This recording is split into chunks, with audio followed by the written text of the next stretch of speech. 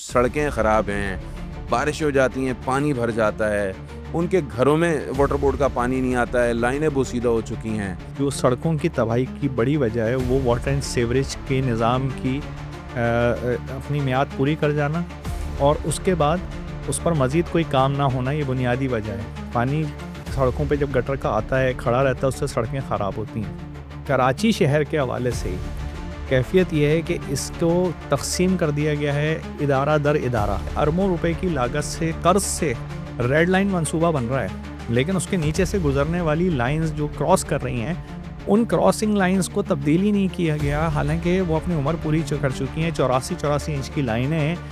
अगर वो लाइन कल आज नहीं तो कल उसको तब्दील होना ही है। क्या पूरी रेड लाइन दोबारा खोद दी जाएगी? पिछले 1.5-2 साल से तो आपके पास ही टाउन की इस वक्त इख्तियारात हैं ना, तो टाउन की हुदूद में तो कुछ बेहतरी आती, वो तो नहीं आ सकी। कि पूरे पाकिस्तान का हम वाहिद टाउन इस बल्दियाती इदारा हैं कि जिसने यूथ सेंटर का आइडिया फ्लोट किया है। कराची की ज़रूरत 3 और 4 बसों का फ्लीट नहीं है।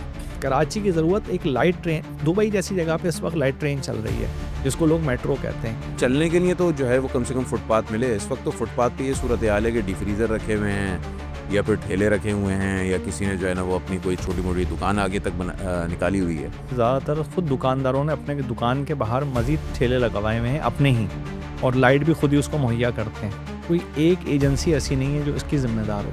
अगर मैं बात करूं कि जी टाउन खाली इसका ज़िम्मेदार है, तो टाउन नहीं है, इसलिए कि केएमसी कहती है कि ये ज़मीन हमारी है।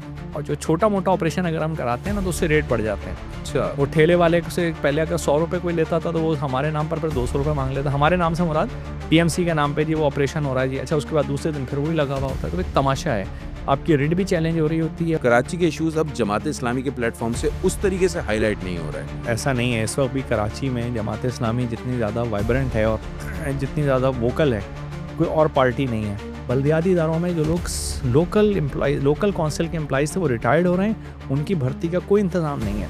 एसयूजी के नाम पर लोग बाहर से कराची में लाए जा रहे हैं जिनको कराची की सड़कों का भी नहीं पता है। गुलशन में आज आप घूम के देखें तो आपको गुलशन बहुत रोशन मिलेगा। और ये मैं आपके तवज्जुह से नाज़रीन को भी कहना चाहता हूँ कि इंशाल्लाह इन तमाम लिमिटेशंस के बावजूद हम गुलशन टाउन को गढ़ा फ्री टाउन बना देंगे इंशाल्लाह ताला। अस्सलाम वालेकुम। एंगल 360 के एक और पॉडकास्ट में आपको कहेंगे खुश आमदीद। मैं हूँ अली आबिद। नाज़रीन, आज हम बात करेंगे एक बार फिर शहर क़ायद के मसाइल के हवाले से। और शहर क़ायद की जब हम बात करते हैं तो एक बड़ा डिस्ट्रिक्ट है जिसे डिस्ट्रिक्ट ईस्ट करार दिया जाता है। सेकंड नंबर पर आता है ये अगर कराची की हम बात करें, और इसका जो अहम तरीन इलाका है वो है गुलशन इक़बाल। तो गुलशन इक़बाल टाउन के इस वक्त चेयरमैन हैं डॉक्टर फवाद, वो आज हमारे मेहमान हैं और उनसे हम जानने की कोशिश करेंगे कि गुलशन इक़बाल टाउन के जो अवाम के बुनियादी मसाइल हैं वो किस तरीके से हल होंगे। क्योंकि बहुत से ऐसे इलाके हैं जहाँ पर पानी नहीं आता, बहुत से ऐसे इलाके हैं जहाँ पर बेइंतहा इंक्रोचमेंट्स हैं, बहुत से ऐसे इलाके हैं जहाँ पर खड्डे बहुत हैं, सड़कें नहीं बनी हुई, और सबसे अहम चीज़ जो यूनिवर्सिटी रोड है वो एक अरसे से जो है वो इस वक्त खुदी पड़ी है रेड लाइन की वजह से। और इतलात ये हैं कि अगले मज़ीद बरसों तक जो है ये मंसूबा अगर नहीं पाए तकमील तक पहुँचता है तो अवामी मसाइल फिर हल नहीं होंगे। इसी तरीके से धूलें उड़ती रहेंगी, इसी तरीके से जो है वो लोग खच्चल ख्वार होते रहेंगे। तो आखिर कब जो है वो गुलशन इक़बाल टाउन के मकीनों को जो है वो बेहतर रिहाइशें नसीब होंगी, वहाँ पे शजरकारी होगी, जो अपने टाउन के काम है, जो उसके अलावा शहरी हुकूमत के काम है, वो किस तरीके से हल होंगे, इंतज़ामी उमूर किस तरीके से बेहतर होंगे, इसी पर हम बात करेंगे और चलेंगे डॉक्टर फवाद की जानिब। लेकिन उससे पहले हम आपसे रिक्वेस्ट करेंगे कि आप हमारा चैनल अगर यूट्यूब पर मॉनिटर कर रहे हैं तो लाजमी सब्सक्राइब कीजिएगा, बेल आइकन पर लाजमी क्लिक कीजिएगा ताकि बर वक्त नोटिफिकेशन मौसूल हो सकें। और साथ साथ अगर फेसबुक, इंस्टा और टिकटॉक पे अगर हमें देख रहे हैं तो हमारे पेजेस को लाइक कीजिएगा। तो डॉक्टर फवाद साहब, अस्सलाम वालेकुम, कैसे हैं आप? ठीक ठाक हैं? बहुत शुक्रिया आपका।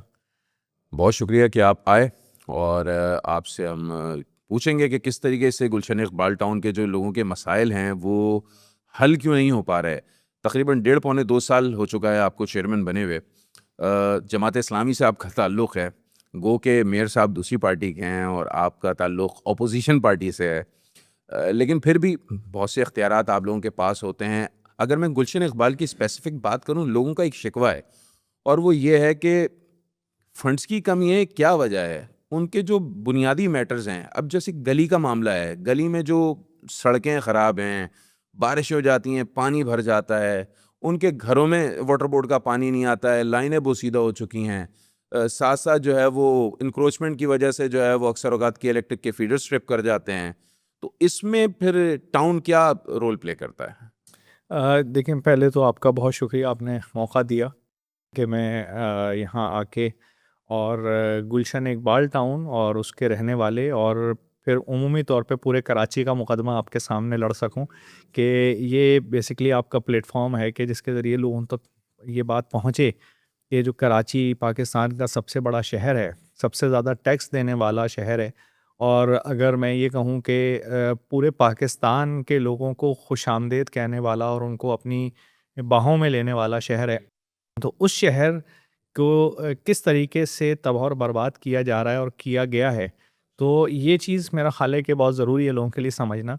आपने बात की कि सड़कों की तबाही की और यानी मेनली उस इंफ्रास्ट्रक्चर की जो सूरत हाल है, तो अगर मैं गुलशन इकबाल टाउन की ही बात करूं तो इस वक्त सूरत हाल ये है कि जो सड़कों की तबाही की बड़ी वजह है वो वाटर एंड सीवरेज के निज़ाम की अपनी मियाद पूरी कर जाना और उसके बाद उस पर मज़ीद कोई काम ना होना, ये बुनियादी वजह है। पानी सड़कों पे जब गटर का आता है, खड़ा रहता है, उससे सड़कें ख़राब होती हैं। लेकिन एक जिसको कहना चाहिए कि अलमिया यह है कि कराची जो कि एक मेट्रोपॉलिटन सिटी है, दुनिया के 10 बड़े शहरों में से एक शहर है, लेकिन उस कराची शहर के हवाले से ही कैफ़ियत यह है कि इसको तक़सीम कर दिया गया है इदारा दर इदारा।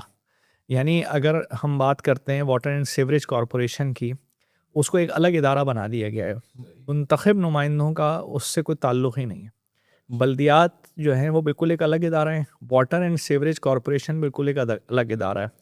कहने को वर्ल्ड बैंक के दबाव में मेयर साहब को उसका चेयरमैन बनाया गया है, लेकिन उसके बोर्ड की इस तरीके से साख्त बनाई गई है कि जिसके नतीजे में शायद मेयर साहब भी बेदस्तों पाएँ।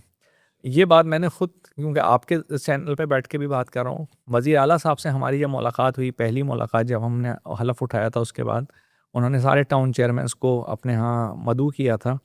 वहाँ मैंने उनसे बात की थी कि दुनिया में कहीं इस तरह नहीं होता जिस तरह आप कराची को चला रहे हैं। आप अंडर द वन रूफ, एक कमांड के अंदर इस शहर को नहीं देंगे तो मसाइल हल नहीं होंगे। और उसकी वजह ये है कि देखिए, सिर्फ ये छोटी छोटी गलियाँ नहीं हैं। मैं अगर आपको एक मिसाल दूँ जिसकी आपने बात की, कराची यूनिवर्सिटी पे इस वक्त रेड लाइन का काम हो रहा है।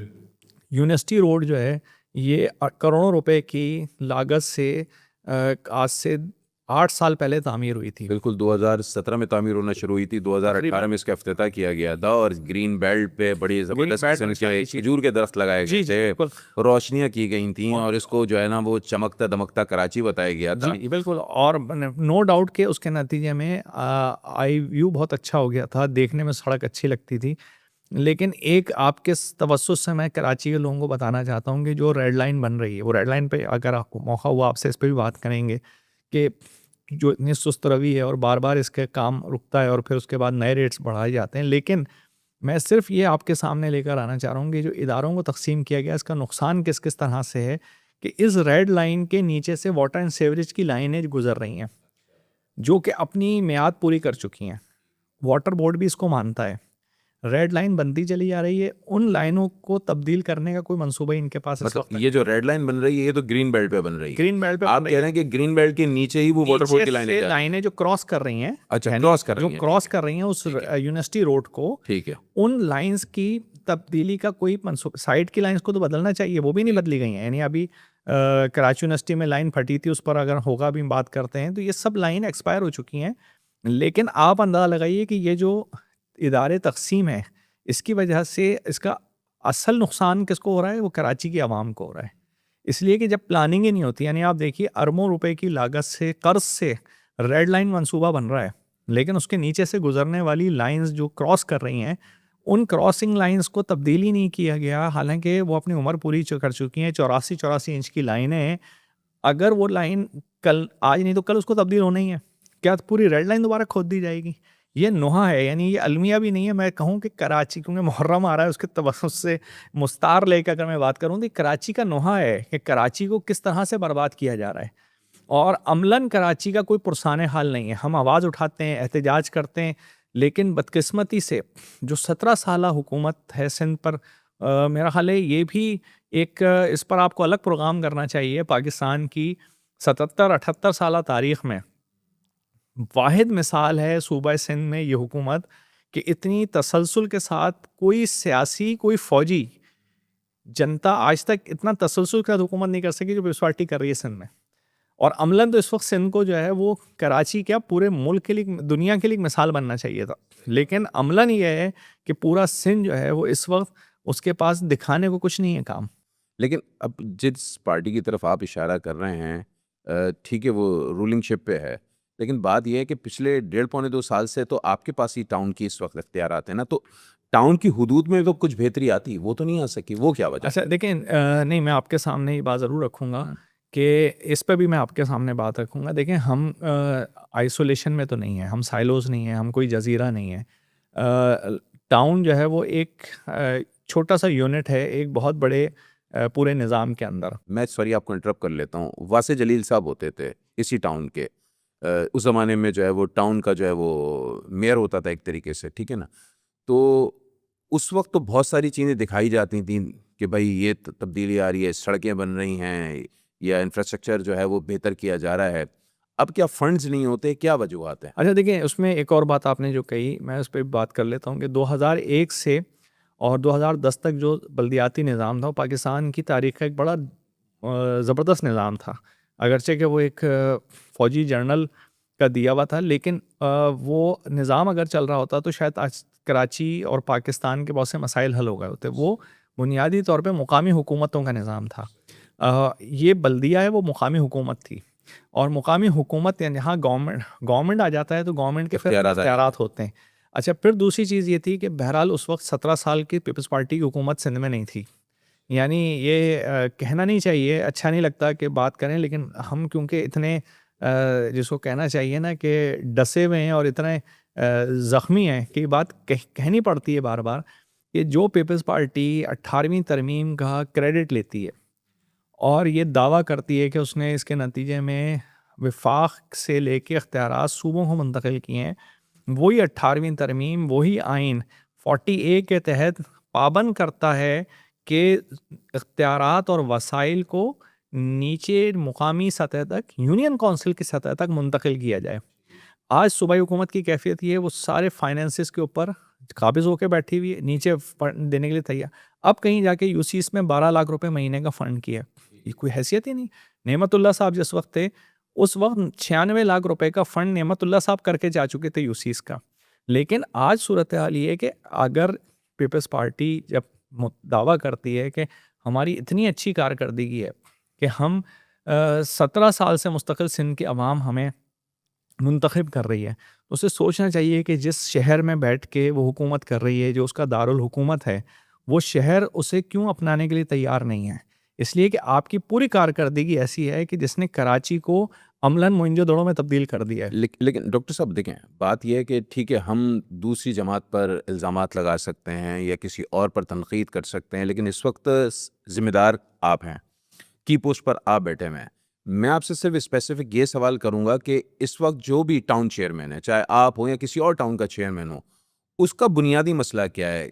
अगर कोई बेहतरी नहीं आ पा रही है या काम नहीं हो पा रहा है, तो उसकी क्या वजूहत है? देखिए, मैं एक बात तो आपके सामने करूँगा कि अल्हम्दुलिल्लाह, यानी हमें हल्फ उठाए हुए तो 2 साल हो गए।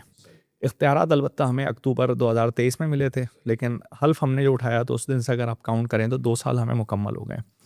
इन 2 सालों में हम इब्तदाई 12-13 महीने ओजेटी की मद में डेफिसिट में थे। मैं गुलशन टाउन की अगर बात करूं कि हमें अमलन 70 से 80 लाख रुपए हर महीने तनख्वाहों की मद में देना पड़ता था। ये नायली थी सूबाई हुकूमत की कि जब वो निज़ाम बना रही थी, बल्दियाती निज़ाम इनका बनाया हुआ है, ये बल्दियाती निज़ाम, इसका अच्छा और बुरा होना, ये सब पीपल्स पार्टी इसकी ज़िम्मेदार है। आपने डिस्ट्रिक्ट ईस्ट जैसे टाउन के हवाले से अमलन कैफियत ये है, मैं अगर आपके सामने बात रखूं कि गुलशन इकबाल टाउन का अपना ऑफिस नहीं है आज तक। 2 साल होने को आए, गुलशन इकबाल टाउन का अपना ऑफिस नहीं है। हम जिना टाउन के ऑफिस के अंदर शेयर कर रहे हैं उनकी बिल्डिंग को। अच्छा, इसके अलावा लेकिन इन सब के साथ मैं आपके सामने बात भी रखूँगा कि हमने अपने इलेक्शन के अंदर भी ये बात की थी कि हम इख्तियारात कोरोना नहीं रोएंगे। लेकिन इसके बावजूद अगर मैं बात करूं, इन 2 सालों में फंड्स की कमी के बावजूद सूबाई हुकूमत को मैंने ख़ुद ख़त लिखा पिछले साल, अभी पिछले हफ्ते मैंने फिर वज़ीर आला साहब को ख़त लिखा है कि 2 अरब रुपए की हमें ग्रांट दी जाए ताकि हम टाउन को लिवेबल बना सकें, डेवलप कर सकें। लेकिन ये मुतालबात करने के साथ साथ ऐसा नहीं है कि हमने काम नहीं किया। मैं अगर अपने टाउन की बात करूं, आज मैं आपके सामने बैठा हूं, हमें 38 पार्क मिले थे, जिसमें से 18 पार्क्स को हमने बहाल किया है। हमने 27 सड़कों का पैचवर्क अभी तक कर चुके हैं। मज़ीद तकरीबन 40 सड़कों के पैचवर्क के काम स्टार्ट हो गए हैं। आपको बहुत जल्द गुलशन इकबाल को, और ये मैं आपके तवज्जुह से नाज़रीन को भी कहना चाहता हूँ कि इंशाल्लाह इन तमाम लिमिटेशंस के बावजूद हम गुलशन टाउन को गढ़ा फ्री टाउन बना देंगे इंशाल्लाह ताला। कुछ शजरकारी वगैरह भी होती है। कराची में इतनी गर्मी तरीके पड़ती से है, जी, और बिल्कुल मैं ये जो ख़ास तौर पर हमारी ग्रीन बेल्ट्स हैं, बिल्कुल ही उजड़ी हुई मैं नज़र आते हैं। इसमें इन पर कुछ काम होगा? आपके साथ बिल्कुल एक बात करूं कि एक तो ये मैंने बताया, फिर इसी तरीके से मैं आपके सामने अगर ये बात रखूं कि गुज़िश्ता 2 साल में हमने 8000 से ज़्यादा स्ट्रीट लाइट्स को बहाल किया है। इसमें नई लाइट्स भी ख़रीदी हैं और इसी तरीके से पुरानी लाइट्स को भी बहाल किया। अब आप सोचें, जब 8000 लाइटें रोशन हुई हैं तो स्नैचिंग कम होगी। स्नैचिंग भी कम हुई है। गुलशन में आज आप घूम के देखें तो आपको गुलशन बहुत रोशन मिलेगा। इसके अलावा अगर मैं बात आपके सामने करूं, जिस तरह आपने बात की कि हमने पिछले साल शजरकारी प्रोग्राम अनाउंस किया था। आपने मुहिम तो बहुत सुना होगा, हमेशा कहते हैं शजरकारी मुहिम। हमने एक नई चीज़ कही और हमने कहा कि हम शजरकारी प्रोग्राम अनाउंस कर रहे हैं, हम मुहिम अनाउंस नहीं कर रहे। मुहिम वक्ती होती है, प्रोग्राम एक लॉन्ग लास्टिंग होता है। और जिसके अंदर हमने ये बात कही थी कि इंशाल्लाह हम अपने पूरे टेन्योर में गुलशन इकबाल में 1 लाख दरख्त लगाएंगे, और अल्हम्दुलिल्लाह इस हवाले से हमने खासी वर्किंग की है। अभी जुलाई से फिर हम दोबारा ये जो, क्योंकि शजरकारी के साल में 4 महीने आते हैं, जुलाई से अगस्त सितंबर तक, और फिर फरवरी से अप्रैल तक का महीना होता है। इसके अंदर हमारा बड़ा वास्ट प्रोग्राम है। हमने NHA से भी रिक्वेस्ट की है, लेटर लिखा है बाकायदा NHA को कि जो लियारी नदी का बेल्ट है, उस बेल्ट के अंदर हमें शजरकारी का मौका दिया जाए। उसकी वजह है कि अगर गुलशन में आप घूम के देखेंगे तो आपको अंदाज़ा होगा कि शायद उसकी प्लानिंग कुछ ऐसी है, या अगर हम बात करें तो हमारे पास आइलैंड्स नहीं हैं। रोड के बीच में जो आइलैंड होते हैं वो ना होने के बराबर हैं। लेकिन इसके बावजूद हमने पार्क्स के अंदर, महलों में लोगों को इस पर उभारा है कि आप जो है वो शजरकारी की तरफ आगे आएँ। फिर मैं एक और बात आपके सामने बात करूँगी। देखें, हम अपने विज़न को लेके चल रहे हैं। हमने एक नया प्लान इंशाल्लाह अभी शुरू करने जा रहे हैं, जिसके अंदर जो बारिश का पानी है उसको हम ज़ाया होने से बचा के, और उस जब वो खड़ा होता है, ख़ास तौर से हमने पॉइंट्स आइडेंटिफाई किए, 9 से 11 पॉइंट्स हैं गुलशन के अंदर, जहाँ बारिश एक का तो पानी बैतुल मुकर्रम की मस्जिद के सामने वाला ही बिल्कुल नीपा पर है, फिर बैतुल मुकर्रम के पास है, फिर एक्सपो सेंटर के पास है, फिर अगर आप आ जाएं तो शब्बीर उस्मानी रोड पर है, फिर मस्कन के पास है, फिर सिटी लॉन के पास जो गुलशन के अंदर एरिया है 13D2 और 13D1 का संगम जो है, ये वो एरिया था जहाँ गाड़ियाँ बंद होती रही हैं, जहाँ पानी इतना खड़ा होता है कि जिसके नतीजे में लोगों के लिए गुजरना मुश्किल हो जाता है। हमने उनको आइडेंटिफाई करके इंशाल्लाह ताला हम रेन वाटर इंजेक्शन वेल्स की तरफ हम जा रहे हैं। और इसी तरीके से एक और काम हम इंशाल्लाह ताला बहुत जल्दी शुरू करने वाले हैं कि जो मसाजिद पार्क्स के करीब हैं, उन मसाजिद के पानी को हम पार्क्स के अंदर इंजेक्ट करके पार्क्स को उसके ज़रिए आबियारी करने जा रहे हैं। ये एनवायरमेंटल फ्रेंडली काम भी है, और उस पानी का बेहतर इस्तेमाल है कि जो समंदर में जाके या नाले में जाके ख़त्म हो जाता है, या ओवरफ्लो होने के नतीजे में आपकी लाइनें ओवरफ्लो होती हैं जब पानी ज़्यादा आता है। तो एक तो ये कि ये काम इंशाल्लाह ताला हम इस माली साल के अंदर शुरू कर रहे हैं। साथ ही साथ जिस तरह मैंने आपसे एक बात की कि देखें, गुलशन टाउन के अंदर हम वाहिद टाउन है कि जो एक बिल्कुल यूनिक आइडिया लेकर आया है। शायद मैं ये दावा करूँ तो बेजा नहीं होगा कि पूरे पाकिस्तान का हम वाहिद टाउन, इस बल्दियाती इदारा हैं कि जिसने यूथ सेंटर का आइडिया फ्लोट किया है।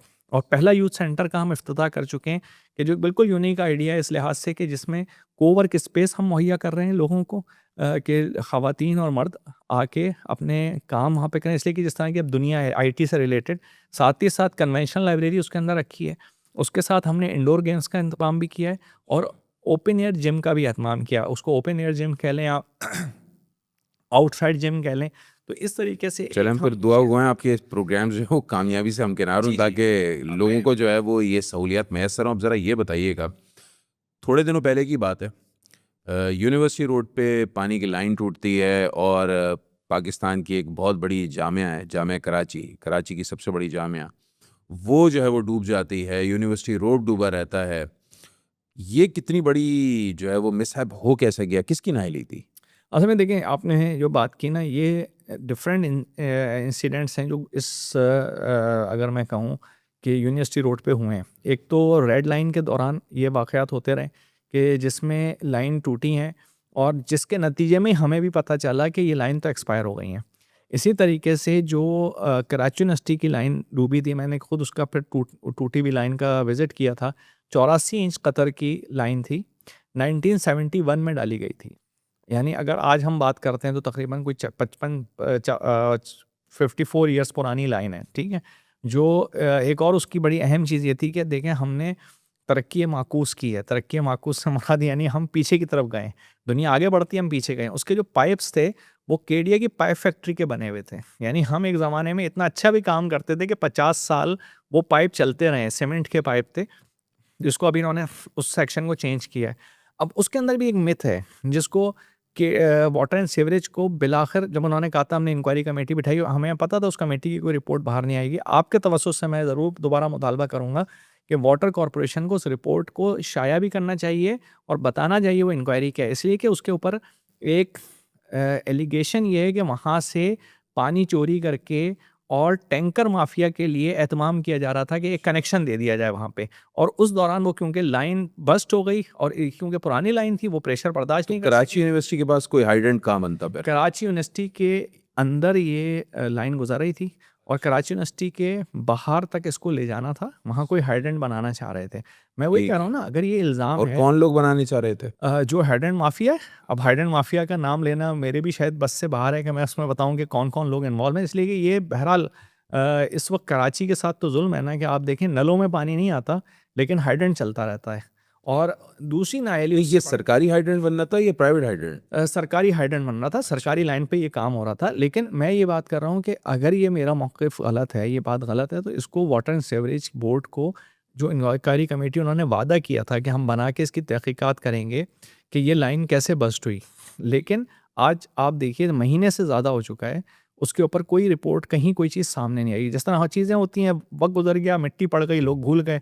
लेकिन आप देखिए, सिर्फ़ उस लाइन का नुकसान ये नहीं हुआ कि गुलशन इकबाल के रिहायशी पानी की कमी का शिकार हुए, लेकिन उसके साथ-साथ कराची यूनिवर्सिटी, जो कराची की पहचान है, पूरे मुल्क में कराची की पहचान है, दुनिया भर में पाकिस्तान की पहचान है, उस यूनिवर्सिटी का जो हाल हुआ है कि अगर मैं खुद जाके, क्योंकि विज़िट करके आया हूँ, कि फिज़िक्स कई डिपार्टमेंट, डिपार्टमेंट्स पूरे डूबे हुए केमिस्ट्री थे। डिपार्टमेंट, बॉटनी डिपार्टमेंट, इनके सबके ना सिर्फ तहखाने डूबे हुए थे, उन तहखानों में करोड़ों रुपए का कीमती केमिकल था जो ख़राब हो गया। लोगों के साइनॉप्सिस थे, लोगों के जो ज़िंदगी भर की मेहनत होती है, उनके रिसर्च पेपर्स हैं, उनके पीएचडी के आर्टिकल्स हैं, वो सब उस तहखानों के अंदर पानी की नज़र होके ख़राब हुए। और उससे बड़ी बदकिस्मती और जो अलमिया था इस पूरे वाक़े का, वो ये कि कराची का कोई इदारा उस पानी से कराची यूनिवर्सिटी को रेस्क्यू करने के लिए नहीं आया।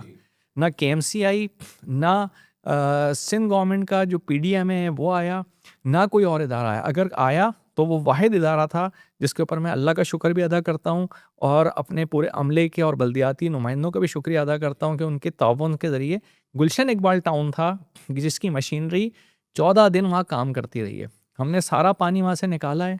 लोगों के स्टाफ हाउस में लोगों का नुकसान हुआ है, कराची यूनिवर्सिटी के लोग रिहायशी नुकसान हुआ है। अब ज़रा मुझे ये बताएं, रेड लाइन बन रही है, कब बनेगी, कब कंप्लीट होगी, ये मेरे ख्याल में खुदा बेहतर जानता है या हुक्मरान बेहतर जानते हैं। एशियन डेवलपमेंट बैंक का ये प्रोजेक्ट था, स्टार्ट हुआ था ये 2021 में और अभी तक जो है वो हम देख रहे हैं कि काम जो है वो कभी बहुत तेज़ हो रहा होता है, कभी हल्के हो रहा होता है और कभी हो ही नहीं रहा होता है। गुलशन इकबाल को ही ये मेन कवर कर रहा है इस वक्त ये रेड लाइन मंसूबा। लोग कहते हैं कि इसको एलिवेटेड बनाना चाहिए था, लेकिन ये बहरहाल चूँकि फंड्स की कमी थी तो ग्राउंड पे ही बनाया गया। जो वहाँ पे लोगों के बुनियादी मसाइल हैं वो ये हैं कि ट्रैफ़िक बहुत जैम रहता है, सड़कें इंतहाई ख़राब हैं, तो इस पर कोई बात नहीं होती आपकी कि किसी तरीके से लोगों को कम से कम फ़ौरी तौर पर तो रिलीफ़ दिया जाए, वहाँ पे पैच वर्क्स तो किए जाएँ। मेन जो इस वक्त यूनिवर्सिटी रोड है उसकी तो बड़ी खस्ता हालत हुई हुई है। देखिए, उसमें मैं एक और मसला आपको बताऊँ जो बहुत बड़ा मसला हुआ है, बीच में हादसात हुए हैं। पहले वहाँ पे पेडेस्टेरियन ब्रिजेस थे जो उतार दिए गए कि हम वहाँ काम कर रहे हैं। उसकी वजह से उर्दू यूनिवर्सिटी की तालबा शदीद ज़ख्मी हुई। उसके ऊपर हमने आला हुक्काम से भी बात की। अब अगर मैं बात करूँ तो हमने खड़े होकर यूनिवर्सिटी पे प्रेस कॉन्फ्रेंस तक की हैं, कराची यूनिवर्सिटी रोड पर खड़े होकर। लेकिन मसला सारा ये है कि इस पूरी रोड के हवाले से ये सिंध गवर्नमेंट का प्रोजेक्ट है। काम लगता है बगैर किसी प्लानिंग के शुरू हुआ है। जिस तरह मैंने आपको बताया कि आप देखें नीचे से लाइनें गुजर रही हैं, उसको तब्दीली का किसी के जहन में ऑप्शन नहीं है। मैंने ही एमडी को ख़त लिखा है। इसी तरीके से जिस तरह मैंने आपसे बात की ना, जो मैंने पहले बात की थी कि देखें, ये मैं इसलिए नहीं कर रहा कि मैं एज ए टाउन चेयरमैन हूँ। ये कराची की ज़रूरत है कि जब मुंतखब बल्दियाती नुमाइंदे, आप उनको इन इदारों के अंदर ओनरशिप दें।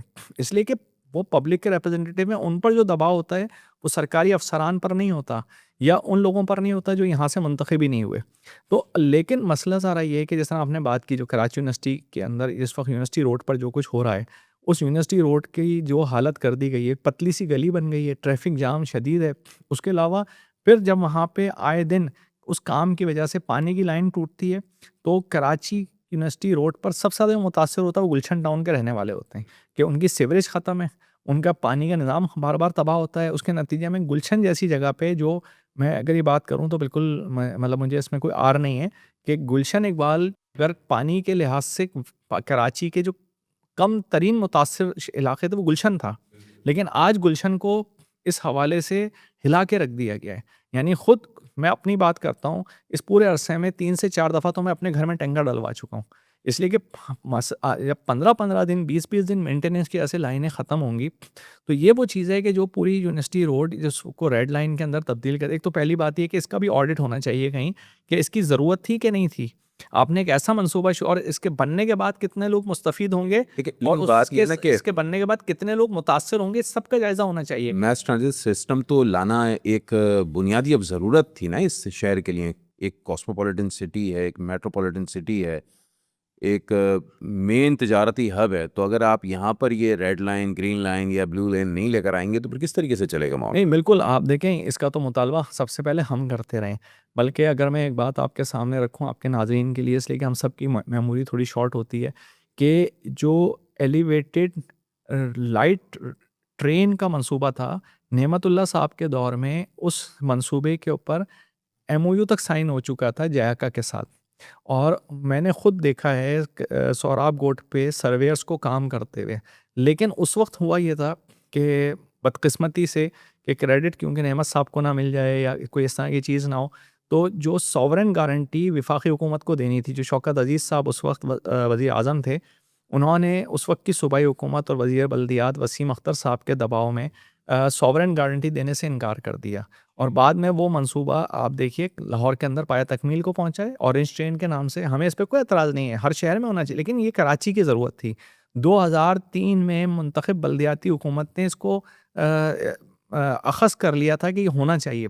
लेकिन आज आप देखें कि 25 साल 20 साल बाद भी कराची के अंदर इस वक्त भी सूबाई हुकूमत लाइट ट्रेन का मंसूबा नहीं ला रही, जो असल ज़रूरत है कराची की। देखें, कराची की ज़रूरत 3 और 4 बसों का फ्लीट नहीं है।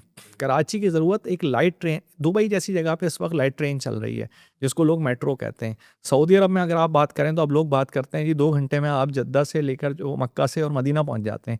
दुनिया कहीं से कहीं पहुंच रही है, हम आज फिर उसी रेड लाइन के ऊपर आ गए। यहाँ तो ज़रूरत थी लाइट ट्रेन की। लेकिन ये मैं फिर वही आपसे बात कर रहा हूँ कि मसला सारा ये है कि काम वो किए जाते हैं जिसके अंदर मकासद कुछ और होते हैं। आवाम को रिलीफ देने से ज़्यादा शायद अपनी जेब पर नज़र ज़्यादा होती है। अच्छा फवाद साहब, अब ज़रा ये बताइएगा, एक मेन मसला है पूरे शहर क़ायद का ही है, लेकिन चूंकि आप गुलशन टाउन को रिप्रेजेंट कर रहे हैं तो मैं आपसे गुलशन टाउन के हवाले से स्पेसिफिक पूछ लेता हूँ, और वो है इंक्रोचमेंट का।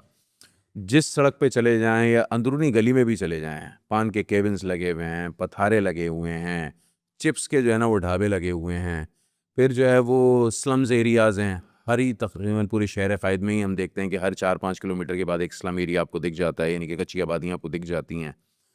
तो वहाँ पे भी बिजली चोरी होती है, वहाँ पे भी ये इंक्रोचमेंट्स वगैरह सारी हुई हुई हैं। तो इनके लिए कोई ऑपरेशन लॉन्च क्यों नहीं होता, या इनके लिए कोई टेम्परेरी बेसिस पे तो कुछ मामलात हो जाते हैं कि एक दिन हमें दिखता है कि वो टाउन की कोई गाड़ी आ गई, वो सारी चीज़ें उठा के ले गई, फिर 3 दिन बाद वही सूरत हाल होती है कि वो ढाबा भी लगा हुआ होता है, वो केबिन भी लगा हुआ होता है, वो ठेला भी लगा हुआ होता है। तो इसके लिए कोई स्पेसिफिक ऑपरेशन क्यों नहीं होता कि हमेशा के लिए मसला ख़त्म किया जाए, ताकि लोगों को चलने के लिए तो जो है वो कम से कम फुटपाथ मिले। इस वक्त तो फुटपाथ पे ये सूरत हाल है कि डी फ्रीज़र रखे हुए हैं या फिर ठेले रखे हुए हैं या किसी ने जो है ना वो अपनी कोई छोटी मोटी दुकान आगे तक निकाली हुई है। तो ये क्या वजूहत हैं? असल में देखें, ये एक बड़ा कॉम्प्लिकेटेड मसला है, यानी ये इतना सिंपल नहीं है। अच्छा, इसमें दोनों चीज़ें हैं। एक तो ख़ुद सिविक सेंस की कमी भी है, और सिविक सेंस की कमी से ज़्यादा अगर मैं एक और बात करूं कि दुकानदारों की लालच भी इसके अंदर एक बहुत बड़ा अंसर है कि देखिए, आपकी दुकान के बाहर कैसे कोई ठेला लगा लेगा। मेरा सर्वे ये है कि ज़्यादातर ख़ुद दुकानदारों ने अपने दुकान के बाहर मज़ीद ठेले लगवाए हुए हैं अपने ही, और लाइट भी खुद ही उसको मुहैया करते हैं। अच्छा, दूसरी चीज़ ये है कि इस सब के हवाले से कोई एक एजेंसी ऐसी नहीं है जो इसकी ज़िम्मेदार हो। अगर मैं बात करूं कि जी टाउन खाली इसका ज़िम्मेदार है, तो टाउन नहीं है, इसलिए कि केएमसी कहती है कि ये ज़मीन हमारी है, सारी लैंड हमारी है, इसके ऊपर जो भी कार्रवाई होगी वो हम करेंगे, ठीक। अच्छा, मेरा इस वक्त मानना ये, अगर मैं मुख्तसर बात करूँ कि देखें, इंक्रोचमेंट वाक़तन एक ऐसा मसला है कि जो हर आदमी के लिए एक प्रॉब्लम है, ख़ास तौर से सड़कों का तंग होना, उसके नतीजे में चलना मुश्किल होता है, गाड़ियाँ फंसती हैं, ट्रैफिक जैम होता है। लेकिन इस सब के पीछे बहरहाल एक पूरा इस वक्त ये एक माफिया बन गया है, और ये गठजोड़ है। यानी देखें, अगर लोग पैसा लेते हैं तो उनको कोई पैसा देता है तो लेते हैं ना। अच्छा, और पैसा क्यों देता है कोई भी आदमी? मुझसे और आपसे क्यों नहीं ले लेता कोई पैसा? इसलिए देते हैं कि उनको लगता है कि यार ये देंगे लेकिन हमारा कारोबार उसके नतीजे में चलेगा। दूसरा ये कि आवाम को क्योंकि एक सहूलत होती है, गाड़ी रोक के वहीं से ठेले से कोई चीज़ ख़रीद ली, तो इस तरीके से उनका भी कारोबार चल रहा है, आवाम को भी एक सहूलत है। ये दो तरफ़ा काम है। एक तो आवाम को, शहरियों को, उनको भी एजुकेट करना पड़ेगा कि देखें, ये बुनियादी तौर पे दीनी लिहाज से भी गलत है। नबी के वसल्लम की बड़ी सख्त वईद है रास्ते बंद करने पर, रास्तों को तंग करने पर। लेकिन दूसरी तरफ जो है, ये एक कम्प्रिहेंसिव ड्राइव मांगता है कि जिसमें इसका ड्राइविंग सीट पर सूबाई हुकूमत हो। इसी के देखें, इन्फोर्समेंट जो है ना वो हमारे पास नहीं है। अगर मैं बात करूं टीएमसी के पास इन्फोर्समेंट नहीं है। इन्फोर्समेंट एजेंसी जो है वो डिस्ट्रिक्ट एडमिनिस्ट्रेशन है, यानी जिसके पास पुलिस है, जिसके अंडर में पुलिस की सपोर्ट है, पैरामिलिट्री है, या अगर किसी और की हमें ज़रूरत पड़े तो ये इसकी एक मिसाल है। अगर मैं आपको दूं कि पंजाब गवर्नमेंट ने इस वक्त इसके ऊपर बहुत अच्छा काम किया जो नज़र आ रहा है। अगर सूबाई गवर्नमेंट सिंध की भी इसका फ़ैसला करे तो मेरा ख़्याल है कि मैं बतौर टाउन चेयरमैन गुलशन इकबाल आपके तवस्सुस से इस बात का ऐलान भी करता हूँ, और इस बात के लिए अपने आप को पेश भी करता हूँ कि हम कहीं किसी से पीछे नहीं होंगे। सूबाई हुकूमत का साथ देने के हवाले से, सूबाई हुकूमत के साथ मिलकर अपने शहर को खूबसूरत बनाने के हवाले से, इसलिए कि ये सबकी ज़रूरत है। लेकिन ये आइसोलेशन में काम नहीं हो सकता, क्योंकि होता इसके नतीजे में ये, मैं आपके तवज्जुह से ये बात भी कहना चाहूँगा कि जो छोटा-मोटा ऑपरेशन अगर हम कराते हैं ना, तो उससे रेट बढ़ जाते हैं। अच्छा। वो ठेले वाले से पहले अगर ₹100 कोई लेता था, तो वो हमारे नाम पर फिर ₹200 माँग लेता। हमारे नाम से मुराद टीएमसी के नाम पे जी वो ऑपरेशन हो रहा है जी। अच्छा, उसके बाद दूसरे दिन फिर वही लगा हुआ होता है। तो एक तमाशा है। आपकी रेट भी चैलेंज हो रही होती है और चीज़ें भी हैं। तो लेकिन ये कि ये मेरा ख़्याल है कि कम्प्रिहेंसिव चीज़ है। देखें, ये हम क्योंकि एक जज़ीरे में तो हैं नहीं, यानी हर चीज़ एक दूसरे से जुड़ी हुई है। बिल्कुल इसी तरीके से जैसे आप देखें, कराची के अंदर सिग्नल तोड़ना इस वक्त कोई मायूब बात नहीं रही है। अच्छा, सिग्नल तोड़ना तो चलें, एक कम ख़तरनाक चीज़ है रॉन्ग साइड आना। यानी आप इस वक्त देखें कि जिसको जहाँ से मौका मिलता है वो रॉन्ग साइड निकल जाता है। लेकिन वो उसकी तवज्जो ये पेश करता है ना कि राइट साइड पे जाएँ तो खड्डे बहुत हैं। खड्डे बहुत हैं, या लोग थोड़ा-सा पेट्रोल बचाने के लिए कि यार आगे कट दूर है। अच्छा, लेकिन ये नहीं सोचते कि देखें, राइट ऑफ वे जो है ना, ये एक गुनाह भी है, किसी के राइट ऑफ वे को मारना। यानी आपने सिग्नल तोड़ा तो आपने किसी का हक मारा ना, जिसका हक था, सिग्नल खुला हुआ था, आप उसका हक तोड़ के आप निकल गए। हादसा तो दूर की बात है, हादसे भी होते हैं इसके नतीजे में। लेकिन मैं ये बात कर रहा हूँ कि जहाँ, अच्छा, उसके पीछे भी बहरहाल एक फ्रस्ट्रेशन है। लोग गाँव से बात करें, लोग कहते हैं हमें मिलता क्या है? जैसे आपने कहा, गड्ढे हैं सड़कों के ऊपर, हुकूमत क्या दे रही है? कुछ भी नहीं हो रहा, बस हर आदमी। फिर एक और अगर मैं बात करूँ तो साइकोलॉजिकल मसला भी है कि जब अब लोग देखते हैं कि इस वक्त उसी की इज्जत है जो जिसके हाथ में कानून है, और जो कानून को ज़्यादा तोड़ सकता है, तो आदमी जिसका जहाँ बस चलता है वो सिग्नल तोड़ के अगर कानून तोड़ने का उसको एहसास होता है तो वो उसमें शायद खुशी महसूस कर लेता है।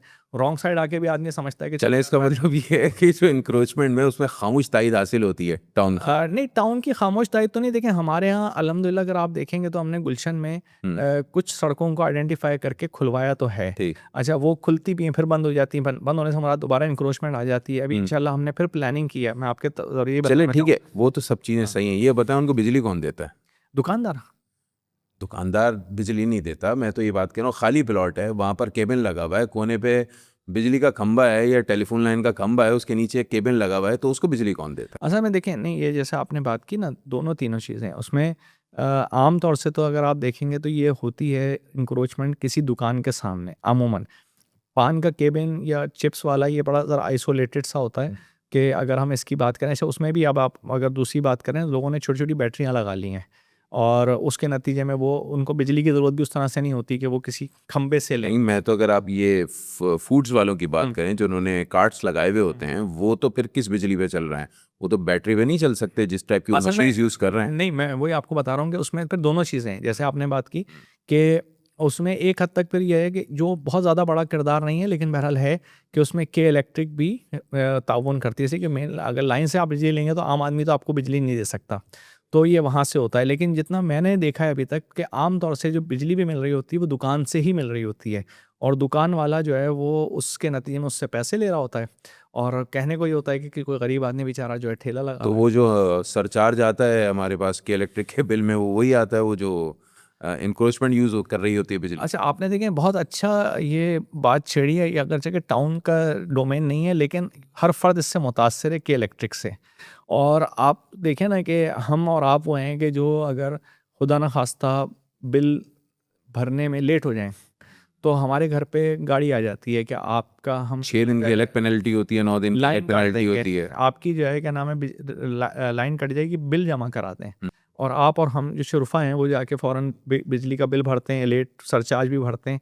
लेकिन ये जैसे आपने बात की कि देखिए ये तो प्राइवेट सेटअप किया गया था जब, तो ये नवीद सुनाई गई थी कि इसके नतीजे में लाइन लॉसेस कम किए शहद और जाएंगे, दूध की सिस्टम नहरें बेहतर किया बहेंगी। जाएगा। और प्राइवेट है वो तो सब चीज़ें कर लेगा। लेकिन आज आप देखें खुद कराची के अंदर मुझे केस के इलेक्ट्रिक वालों ने बताया कि मैं एग्जैक्ट अगर फिगर पता है कितने अरब यूनिट्स जो है उसकी चोरी है इस वक्त भी।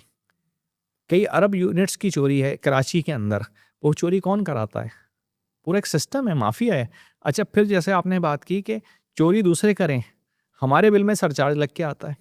भाई किस बात का हम दें? हम तो बिजली के पूरे रेट दे रहे हैं ना। इसीलिए हमने पहले भी जब ये इसकी प्राइवेटाइजेशन हो रही थी, मुखालफत की थी जमात इस्लामी ने तो ख़ास तौर से कि इसको प्राइवेट ना कर। आप हैरान होंगे इस बात को, आप डॉक्यूमेंट्स देखें कि जिस वक्त के इलेक्ट्रिक के ESC थी और सेमी गवर्नमेंट थी, ये मुनाफे में थी। ये स्टॉक एक्सचेंज में रजिस्टर्ड थी और मुनाफा देती थी, डिविडेंड देती थी।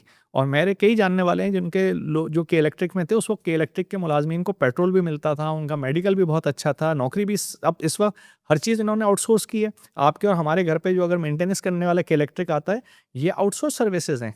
लेकिन आप देखें कि जिसको कहते हैं वो खुद एक इस वक्त बहुत बड़ा कुंडा लगाने वाले इंडोर सर्विस दे रहे हैं या आउटडोर सर्विस दे रहे हैं? नहीं, ये तो असल में देखें पूरा माफिया है ना। लोग सही इसको अगर हम बात करें, देखें अभी बहुत बड़ा एक स्कैम था कि वो तांबे के तार कहाँ चले गए। बिल्कुल, चांदी कॉपर के वायर्स तार, जो हैं कॉपर वो वायर्स चले चले ऐसे गए, और वायर्स सिल्वर वायर्स आ गए। ठीक है, कागज उसके ऊपर कोटिंग है, चोरी नहीं हो सकती। चोरी तो उस वक्त भी हो रही है। आप देखें कि चोरी क्यों नहीं रोक पाते आप। अच्छा, चोरी भी क्यों हो रही है, आप मुझे बताइए कि वो चोरी जो हो रही है तो उसको कनेक्शन किसने दिया है? आपने एक बात बड़ी अच्छी की, इंक्रोचमेंट की। मैं तो एक बात करता हूँ, जो कच्ची आबादियाँ बनती हैं, उन कच्ची आबादियों को, ये नॉन लीज प्लॉट्स होते हैं, उसको कनेक्शन कौन देता है? कनेक्शन तो आप देते हैं ना। इस वक्त आप चले जाएं सुरजानी और लेकिन न्यू कच्ची कराची आबादियाँ रेगुलराइज भी तो होती हैं ना। रेगुलराइज होने से पहले, यानी आप देखें ना, इस वक्त भी गुलशन में आप आइए, मैं आपको बताऊं, साहिब अख्तर रोड पे जो फर्नीचर मार्केट कहलाती है, सारी नॉन लीज है, लेकिन उसके अंदर सारी फैसिलिटीज़ हैं। आप कैसे दे देते हैं सारी फैसिलिटी उसको?